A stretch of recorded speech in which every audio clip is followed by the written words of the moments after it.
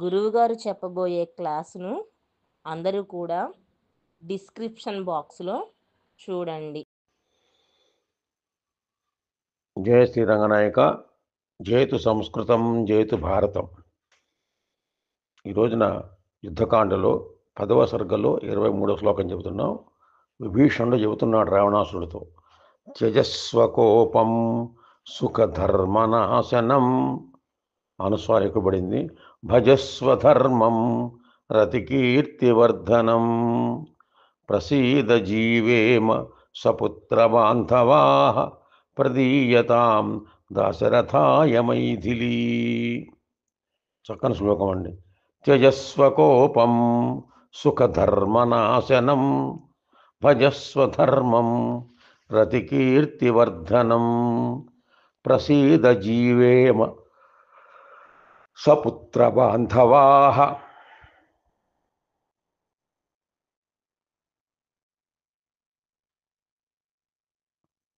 ప్రదీయతాం దాశరథాయ మైథిలీ. చెబుతున్నాడు, త్యజస్వ కోపం, త్యాగంతో కోపాన్ని వదిలిపెట్టు. కోపాన్ని వదిలేస్తే ఏమవుతుందయ్యా? సుఖధర్మనాశనమైన కోపాన్ని వదిలిపెట్టి. ఎటువంటిది ఆ కోపము? సుఖాన్ని ధర్మాన్ని నాశనం చేసేటువంటిది ఆ కోపము. త్యజస్వ, వదిలిపెట్టు. సుఖాన్ని కోపాన్ని నాశనం చేసేటువంటిది, ఆ సుఖాన్ని ధర్మాన్ని నాశనం చేసేటువంటిది ఆ కోపం. కాబట్టి ఆ కోపాన్ని వదిలేవయ్యా ముందు అన్నాడు. కోపం వదిలేస్తే ఎవరికైనా సరే సుఖం దక్కుతుంది, ధర్మం దక్కుతుంది. కోపంతో ఉంటే సుఖము పోతుంది, ధర్మం నశించిపోతుంది మనకి. భజస్వధర్మం, ఆ ధర్మాన్ని భజించు, ధర్మాన్ని సేవించు. దానివల్ల ఉపయోగం ఏంటయ్యా? రతి కీర్తివర్ధనం, రతి కీర్తి పెంచుతుంది. అదే అంటే ఆనందం, సంతోషాన్ని పెంచుతుంది, కీర్తిని కూడా పెంచుతుంది. రతి కీర్తివర్ధనం, ప్రసీద జీవేమ సపుత్ర బాంధవా. నువ్వు కనుక మా ఎందు ప్రసీదంగా ఉంటే, మమ్మల్ని రక్షించినట్టయితే, మా ఎందు అనుగ్రహించినట్టయితే, సపుత్ర బాంధవా జీవేమ, కొడుకులు పిల్లలు బంధువులతో కలిసి హాయిగా మనం జీవిస్తాం. ఎప్పుడు? నువ్వు మందు అనుగ్రహించినట్లయితే. ఏమిటా అనుగ్రహము?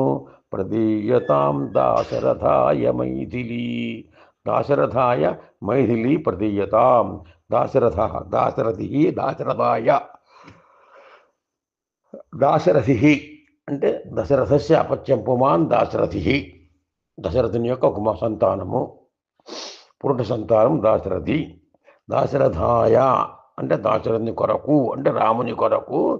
సీతాదేవి మైథిలీ, మిథిలానగర రాజస్య మిథిలానగర రాజ్ఞ పుత్రీ మైథిలీ, మిథిలానగరే జాత మైథిలీ అని చెప్పచ్చు.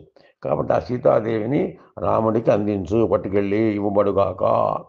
ఇస్తే అదే నీకు మా యందు అనుగ్రహము. నీవు మమ్మల్ని అనుగ్రహించడం అంటే ఏమిటి?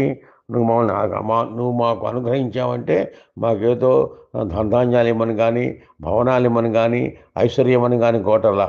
సీతాదేవిని రాముడికి ఒప్పచెప్పడం అనేటువంటిదే నీవు మాకు చేసేటువంటి వరం. చూసారు అలా చెప్పాడు. తన స్వార్థం కోసమే మాట్లాడాలి ఆయన. విభీషణుడు చాలా పొరపాటు. విభీషణుడు తన స్వార్థం కోసం వచ్చాడు, రాజ్యాన్ని రావణుడి దగ్గర నుంచి లాక్కునేందుకోసంగా వచ్చాడు. విభీషణుడు ఒక భ్రాతృద్రోహి, కులంలో చిచ్చు పెట్టేవాడు అని ఇలాగ రకరకాలుగా చెబుతూ ఉంటాం. కులంలో చిచ్చు పెట్టేటువంటి వాడు, జ్ఞాతిగా వచ్చాడు, జ్ఞాతి ద్రోహం చేశాడు అని అంటుంటాం మనం. జ్ఞాతిశ్చేదనలేన కిం అని కూడా ఒక సూత్రం ఉంది మనకి. జ్ఞాతి ఉన్నట్టయితే నిప్పుతో పని లేదుట. మనకు జ్ఞాతులు దాయాదులు ఉంటే నిప్పుతో పని లేదుట. దాయాదులు మన సాగు కొడుతుంటారట. ఇక్కడ ఇది దాయాదులు ఆ విధంగా చెప్పట్లేదు ఆయన. ఆ దాయాది అయినవాడు, తమ్ముడైనవాడు రాజ్యం కోసం చెప్పడం లేదు. నువ్వు మాకు అనుగ్రహించవయ్యా మాకు వరం ఇవ్వయ్యా అంటున్నాడు. ఏమిటా వరము? సీతాదేవిని రావణునికి అప్పచెప్పటమే మాకు వరము. దానివల్ల నీకేం లాభమయ్యా? పుత్రులు పిల్లలు అందరూ మనవాళ్ళతో కలిసి బంధువులందరితో కలిసి సుఖంగా జీవిస్తాం మనం. అంటే నేను ఒక్కడిని జీవించాలి, నా ఒక్కడికే నేను చెప్పట్లా ఆయన. నాకు ఆనందం కలిగించాలి, నాకు లాభం కలిగించాలని చెప్పట్లా. మనందరం సుఖంగా ఉంటాం. ఇదే నువ్వు మాకు ఇచ్చే గొప్ప వరము. ఎందువలన? కాబట్టి నువ్వేం చేయమని చెప్పాడు? నువ్వు కోపాన్ని వదులుకో. కోపం ఎటువంటిది? మన సుఖాన్ని, మన ధర్మాల్ని కూడా నాశనం చేసేటువంటిది కోపము. ధర్మాన్ని ఆచరించు. ధర్మం ఎటువంటిది? మనకు కీర్తిని కలిగిస్తుంది, మనకు ఆనందాన్ని కలిగిస్తుంది. అంటే సుఖము, కోపము, ధర్మము ఈ రెండు పరస్పర విరుద్ధాలు. కోపం ఉన్నవాడు ధర్మం తప్పుతాడు, ధర్మంగా ఆచరించేవాడు కోపం ఉండదు వాడికి. అది అక్కడ గమనించాలి మనం. ధర్మాన్నే ఆచరిస్తూ ఉన్నటువంటి వాడికి కోపం రాదు. ఆ కోపం వచ్చిందంటే అది ధర్మమైన కోపం, ధర్మీయమైన కోపం, ధర్మానికి సంబంధించినటువంటి కోపం. అందుకనే చెప్తాడు, అలుగటయే ఎరుంగని మహామహితాత్ముడు జాతశత్రుడే అలిగిన నాడు. అలుగటయే ఎరుంగని వాడు అలిగాడు అంటాడు. అక్కడ అజాత శత్రువు అన్నాడు. అంటే పుట్టనటువంటి శత్రువు గలవాట. అంటే అతనికి శత్రువులు ఎవరు పుట్టలేదట. ఎవరికి? ధర్మరాజుకి.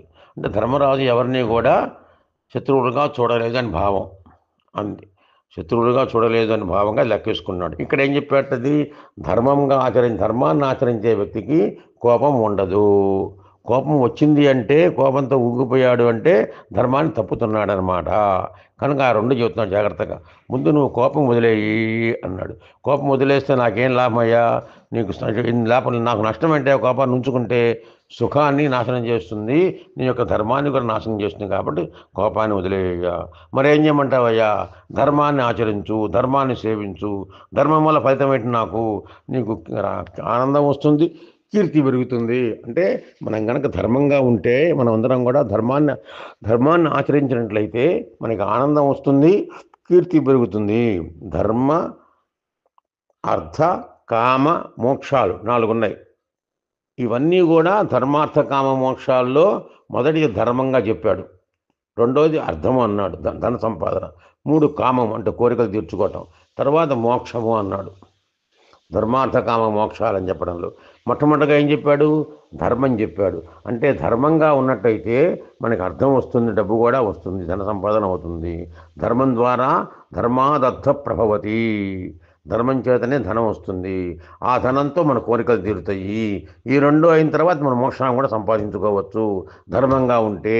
అంటే ఒక్క ధర్మాన్ని ఆచరిస్తే, ధర్మంతోనే వాడు నిలవగలిగితే, ధర్మం కోసమే వాడు జీవిస్తూ ఉంటే అర్థము వస్తుంది, కామము వస్తుంది, మోక్షము వస్తుంది. అలాగ ధర్మం లేదు, అర్థంతోనే ఉంటాను, డబ్బుతోనే ఉంటామంటే అర్థం వల్ల మన కామం తీరుతుంది కానీ మోక్షం రాదు, ధర్మం రాదు. పోనీ కామంతోనే అది ఒక్కడే చేసుకుందామయ్యా అంటే, కామంతో ఉంటే పూర్తిగా వాడికి మోక్షం ఉండదు, వాడికి ధనము నాశనం అయిపోతుంది, వాడు ధర్మం కూడా తప్పుతాడు. మోక్షాన్ని గురించి ఆలోచించినట్టయితే ఇంకివేవి అక్కర్లేదు, కేవలంగా మోక్షం ఆలోచించినప్పుడు వాడికి కామం అక్కర్లేదు, వాడికి ధనము అక్కర్లేదు, అదే ధర్మం. మోక్షాన్ని ఆశ్రయించడమే ధర్మం. కాబట్టి ప్రధానమైనటువంటి ధర్మాన్ని చెప్పాడు, అప్రధానమైనటువంటి కోపాన్ని చెప్పాడు. త్యజ, అప్రధానమైన కోపాన్ని వదిలేయమంటున్నాడు, ప్రధానమైనటువంటి ధర్మాన్ని కాపాడమంటున్నాను, భజించు, సేవించు అంటున్నాడు. చక్కగా చాలా గొప్పగా చెప్పాడు ఈ విషయాన్ని. కనుక మన విభీషణుడు ఇక్కడ భ్రాతృద్రోహి కాదు, విభీషణుడు కులఘాతకుడు కాదు, ఇంటికి నిప్పు పెట్టినవాడు కాదు, ఇంటికి చిచ్చు పెట్టినవాడు కాదు. తమ్ముడు ఇంటికి చిచ్చు పెట్టి కులద్రోహి అని చెప్పుకోవడం అక్కర్లేదు. ఇంటి గుట్టును బయట పెట్టినవాడు కాదు అని చాలా తప్పు అనుకుంటారు అందరూ. ఇంటి గుట్టుని చేశాడు విభీషణుడు కనుక తప్పు ఇది అంటాడు. చాలా తప్పు కాదు.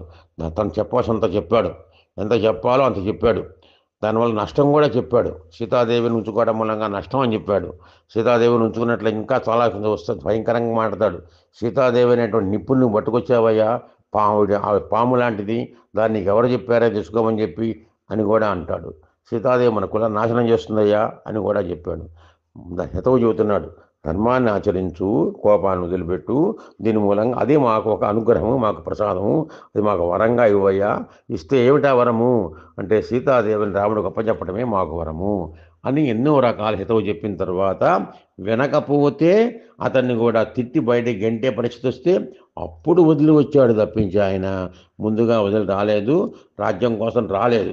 విభీషణుడు చాలామంది అంటారు విభీషణుడు రాజ్యం కోసం వచ్చాడు, చాలా పొరపాటు అది. విభీషణుడు ధర్మం చెప్పాడు. ఇదంతా కూడా యుద్ధకాండలో తెలుస్తుంది మనకి. యుద్ధకాండలో యుద్ధజిత్తు మాట్లాడేటప్పుడు నువ్వు కులపాపసనుడివి, కుల నాశనం చేశావు, భ్రాతృద్రోహివి నువ్వు అని చెబుతున్నప్పుడు అప్పుడు చక్కగా వివరిస్తాడు అక్కడ. అది అక్కడ చెప్పుకుందాం. శుభం, స్వస్తి. నేర్చుకుందామా సంస్కృతం అనే యూట్యూబ్ ఛానల్ని లైక్ చేయండి, షేర్ చేయండి, సబ్స్క్రైబ్ చేయండి.